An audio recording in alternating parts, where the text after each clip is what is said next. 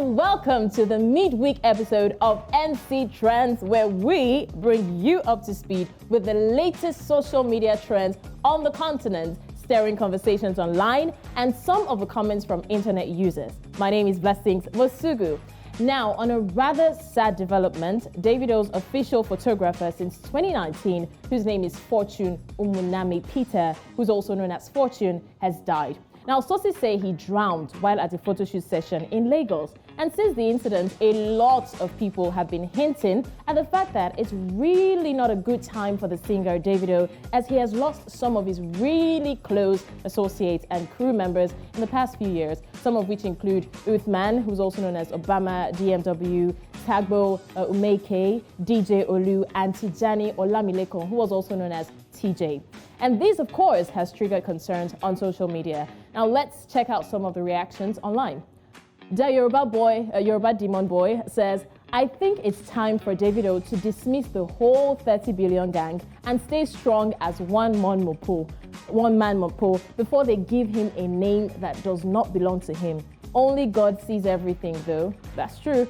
Now, another person, Charlie Kwame from Ghana, says, the dude is a celebrity photographer, works with a lot of people. The news headline floating around the web is making it sound like only Davido carries him around, like he's tied to him like an apron or something. Superstitious folks are going to have a field day with this one. And the last person, Omo Naija, says, one thing y'all should know is that Davido is human too. Blaming him for the series of deaths in his crew will only break him some more. All these allegations and conclusions are unnecessary. May God console him, 30 billion gang crew, and the family of Fortune. Really, he's human. So you guys just take a chill pill. Now we move swiftly to northern Namibia, where the residents of Rundu, which is the capital of the Kavango East region of the country, have taken to the streets to protest against poor service delivery by the town council, especially because they have not had water supply since Monday, and they have been left with no choice but to turn to the Kavango River for water. Now, the residents are also claiming that aside not having water, a debt collector company that the council contracted is overcharging them on municipal rates and taxes owed as well. Let's take a look at some of the reactions online. Reinhardt says, those that know Rundu will tell you how bloody hot it is right now. Imagine not having water for like 2 days. This is bad. And we know how important water is. Now, Don Miliato says, that Rundi Town Council board is a joke. They can't lead, nor can they be able to generate funds through other streams apart from water. That's why they always resort to closing water. And finally, Aras says, I think Rundu isn't ours any longer. Sold to the highest bidder. This is funny, but quite sad. Finally, talking Big Brother Naija now. It's been a very, very interesting turn of events in the house since yesterday when Nini was assigned a simple task, and that is to disappear without a trace for 24 hours and leave the housemates wondering. But of course, the target was not exactly every housemate, because we all know that.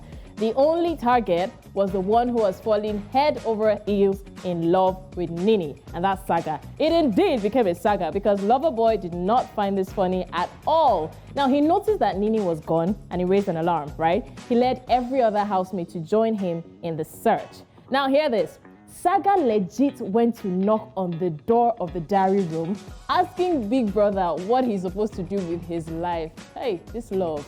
Now, we thought that was all until he started to cry hot tears. And trust social media, it didn't make things easy at all because people started adding love soundtracks to his crime scene. That's so not fair. Now, Big Brother continued to put pressure on the housemates, especially Saga, as if that wasn't enough.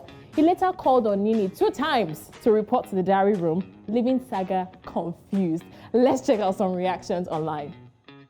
Contemporary Wife says, Biggie is using this prank to prepare Saga for the outside world without Nini, but Saga is proving he can't live without her.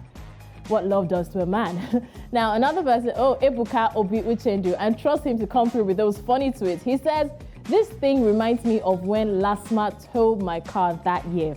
I enter supermarkets, come out, start to dey find car. I check gutter like 3 times. Now there's something Yoruba people say. They say when something is missing, you look for it anyhow.